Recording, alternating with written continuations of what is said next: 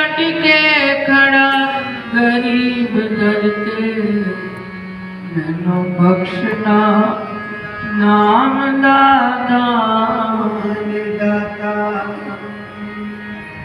भोली बालड़ी मूरत मन मेरे अंदर ही रहे विराजमान दाता महिमा आप दी गांदे तन विचों निकलन मैं माणी दे प्राण दाता लीला आप दी गांदे तन विचों निकलन दास दे आखरी प्राण दाता बोलो साचे दरबार की जय श्री नगली निवासी भगवान की जय बोलिए श्री स्वामी जी महाराज की जय।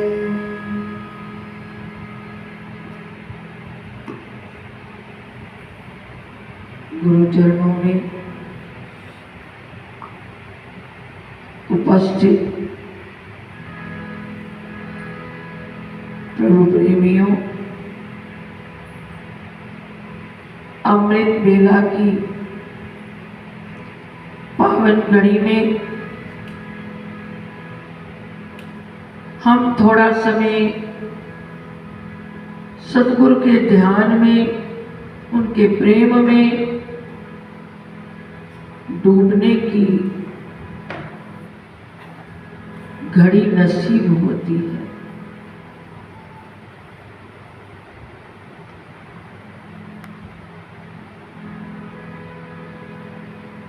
और इस घड़ी का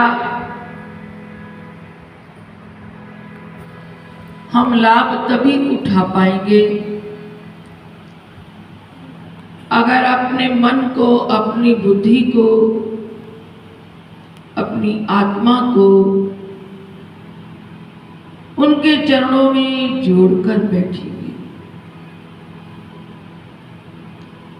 हमारी प्रवृत्तियां जीवन में पूरा समय चलायमान रहती हैं। कोई ना कोई संकल्प विकल्प हमारे अंदर निरंतर चलता रहता है, ये स्वाभाविक है। और इस संकल्प विकल्प की यह प्रक्रिया है, उसको शांत करने का एकमात्र माध्यम है, जरिया है सद्गुरु का ध्यान, ईश्वर का ध्यान। आप अक्सर अपने अंदर साधक होने के नाते कभी कभी हम और आप सब महसूस करते हैं, जब हम चंद मिनटों के लिए भी ध्यान में बैठने की कोशिश करते हैं, उस समय भी हमारा शरीर भले ही काम नहीं कर रहा पर मन कर रहा है।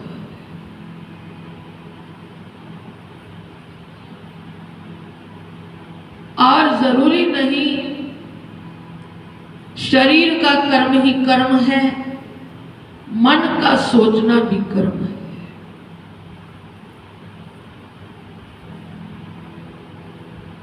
और इन संकल्प विकल्पों को शांत करना है। हमारी अशांति का कारण बाहर की कोई परिस्थिति नहीं है, अंदर की स्थिति ही हमारी शांति और अशांति का कारण। इसीलिए देखा जाता है कोई भीड़ में रह करके भी आनंद में है, और कभी हम एकांत में भी अपने आप को भीड़ का रूप देखती है। वह भीड़ बाहर लोगों की नहीं है, हमारे अपने अंदर उठने वाले विचारों की है। और इन विचारों को शांत करना है। जैसे पुराने समय के अंदर लालटेन होती थी, आजकल उसका नामो निशान शहरों से तो विदा हो गया।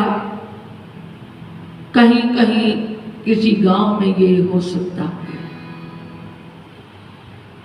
उस लालटेन के अंदर रात को जब लालटेन जगाई जाती है, अंदर दीपक चल रहा है और उसकी रोशनी में सब काम हो रहे हैं।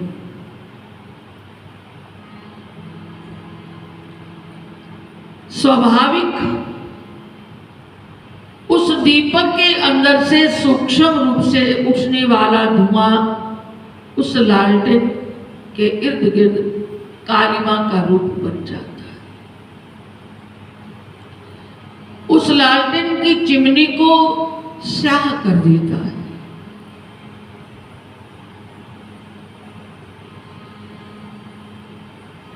अब वो कालिमा आई कहां से? अंदर दीपक है जो रोशनी दे रहा है। कुछ समय के बाद वो लालटेन के इर्द गिर्द जो काली स्याही आ गई, उसके कारण अंदर दीपक होकर के भी वो अब उजाला नहीं दे रहा। उसकी रोशनी धीमी पड़ गई।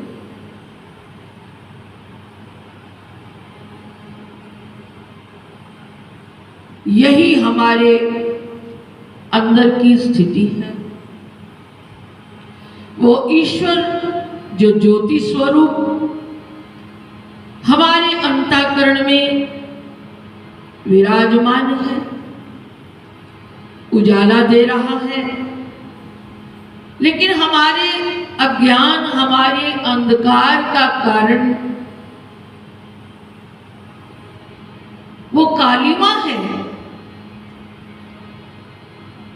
जिस कालिमा के कारण उस ज्योति का हमें आनंद नहीं, वो ज्योति स्वरूप परमात्मा का दर्शन नहीं, और उस ज्योति स्वरूप की कालिमा हमारे संकल्प विकल्पों के कारण उसको जो आच्छादित कर दिया गया, वो हमारे अज्ञान का कारण।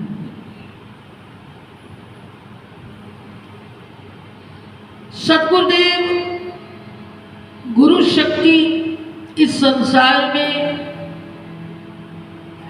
हमारी इस अज्ञान तिमिर को मिटाने का कार्य करती है। गुरुवाणी इसका प्रमाण देती है। ज्ञान अंजन गुरु दिया, अज्ञान अधेर विनाश, हरि कृपा ते संत भेटिया नानक मन प्रकाश। गुरु ने कृपा करके ज्ञान का अंजन दिया। अंजन सुरमे को कहते हैं। ज्ञान अंजन गुरु दिया। जब गुरु कृपा करके हमें ज्ञान रूपी अंजन देते हैं, अज्ञान अधेर विनाश, उससे हमारे अंदर का अज्ञान तिमिर क्षीण होते होते पूर्ण रूप से समाप्त हो जाता है। कब होगा? हरि कृपा ते संत भेटिया। पहले हरि की कृपा, हरि की कृपा से संत से भेंट मिली, संत से प्रेम हो गया, फिर गुरु कृपा के पात्र बने, गुरु ने पात्र बना लिया और हमारे हाथ में एक गुर दे दिया, तरीका दे दिया कि चलो अब तुम अपने अंतःकरण के अंदर आई हुई इस कालिमा को इस तरीके से जो जो साफ करोगे, तुम्हारे भीतर जो ज्योति स्वरूप परमात्मा विराजमान है वो तुम्हें अपने घट में उसी का दर्शन होगा। अभी आपने भजन सुना, ऐ मन तो क्यों ऐ मन तो क्यों उदास है, सतगुरु तो तेरे पास है, ये दिल हरि का मंदिर, रहता वो इसमें आप। हमारी उदासीनता का कारण हमारे अंदर उठने वाले उल्टे सीधे विचार।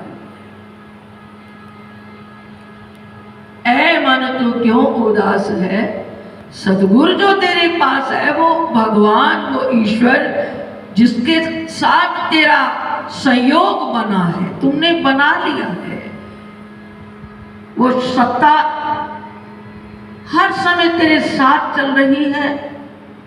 तू भले नहीं देख पा रहा लेकिन वो देख रही है। जैसे दरवाजे पर चिट लगी हो, अंदर बैठा बाहर वाले को देख सकता है, बाहर वाला अंदर वाले को नहीं देख सकता। अंदर बैठा है वो ईश्वर, वो परमात्मा, वो हमारे हर कर्म को देख रहा है। यही तो कारण है, हमारा पाप भी छिपता नहीं, उससे पुण्य भी छिपता नहीं, दोनों उसकी किताब में दर्ज हो रहे हैं।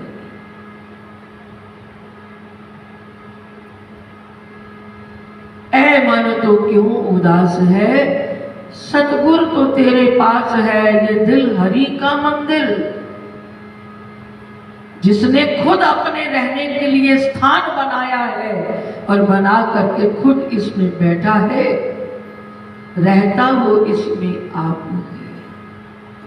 उसको देखने का गुर तरीका हमें सदगुरु के चरणों से प्राप्त हुआ, लेकिन उसके साथ जब जब हम ध्यान में उतरेंगे, जुड़ने का प्रयास करेंगे, पहले क्या होगा, ये पहली सीढ़ी यही होगी, हमारे अंदर उठने वाले उल्टे सीधे विचार शांत होंगे। दूसरी सीढ़ी, अच्छे विचार प्रबल होकर के हमारी साधना से हमारी अंतःकरण के इर्द गिर्द संकल्पों की कालिमा, विचारों की कालिमा ये धुलती चली जाएगी। यह निरंतर का अभ्यास एक दिन उस ज्योति स्वरूप को प्रकट करने में पूर्ण हमारी साधना तब होगी। इसलिए बार बार सत्संग में ये बात सुनने को मिलेगी, आपको मिलती रहेगी, कानों में पड़ती रहेगी, सुन करके उठकर चले जाएंगे, लेकिन जब तक ये बात पर हम पूरा नहीं उतरेंगे, हमारी मनस्थिति में बदलाव नहीं होगा। बाहर की परिस्थितियां हमें परेशान करेंगी, लेकिन अंदर की स्थिति को बरकरार सही करने के लिए हमें खुद तैयारी करनी होगी। वो केवल संकल्पों विकल्पों को शांत करने का ये मौका मिलता है, चाहे आप सत्संग में बैठो या अमृत वेला में ध्यान में बैठो। यही एक अवस्था है, यही एक समय होता है जब आप अपने संकल्पों को शांत करके अपने अंदर उठने वाली उस कालिमा को धोते चले जाओगे तो मन पवित्र होगा। मन पवित्र हो गया तो फिर उसको देखने की अवस्था हमारे अंदर बन जाएगी। आओ छोटा सा भजन मिलकर कहेंगे।